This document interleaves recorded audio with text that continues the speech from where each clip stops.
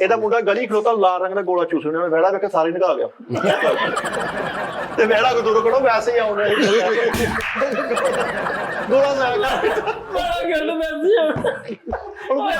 ਯਾਰ ਮੈਨੂੰ ਪਤਾ ਹੈ ਗੋਲਾ ਦਾ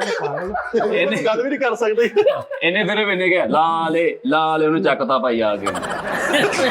ਕਹਿੰਦਾ ਬੁੱਢੀ ਕੋ ਚਪੇੜਾ ਇਹਨੇ ਵੀ ਵੈੜਾ ਘਰ ਰੱਖ ਲਿਆ ਤੇ ਕਹਿੰਦਾ ਮੈਂ ਕੱਪੜੇ ਲੈਣ ਚੱਲਾਂ ਵੈੜਾ ਕਹਿੰਦਾ ਯਾਰ ਤਲਕ ਆਪਣੀ ਜਗ੍ਹਾ ਲਾਲ ਰੰਗ ਨਾਲ ਲਿਆ ਹੋਰ ਜਿਹੜਾ ਮਰਜ਼ੀ ਹੈ ਹੀ ਨਹੀਂ ਇਹਨੇ ਵੀ ਰੱਖਿਆ ਤੇ ਲਾਲ ਰੰਗ ਤੋਂ ਬਚਦਾ ਸੀ ਬੁੱਢੀ ਕੋ ਚਪੇੜਾ ਖਾ ਕੇ ਮੂੰਹ ਲਾਲ ਕੀਤਾ ਤੇ ਵੈੜਾ ਇੰਜ ਕਰਨ ਲੱਗ ਪਿਆ ਯਾਰ ਕਾਲੂ ਗਰਮੀ ਚ ਬਾਹਰ ਖਲੋਤਾ ਤੇ ਗਰਮੀ ਲੱਗਣੀ ਮੱਛਰ ਨੇ ਕੁਛ ਕੇ ਹਲਕੀ ਜਗ੍ਹਾ ਲਾਲ ਕਰ ਲਈ ਵੈੜਾ ਨੇ ਪਾਤਾ ਬੱਕਰੀ ਦੇ ਇੱਥੇ 2 ਕੇਲੇ ਲਾ ਕੇ ਉਹ ਗਿਆ ਲਾਲ ਚਾਦਰ ਕਰਾਉਂਦੇ ਆ ਬੱਕਰੀ ਕੇ ਕਹਿੰਦਾ 2 ਕੇਲੇ ਲੈ ਕੇ ਤੇ ਬੱਕਰੀ ਢੁੱਡ ਨਹੀਂ ਮਾਰਦਾ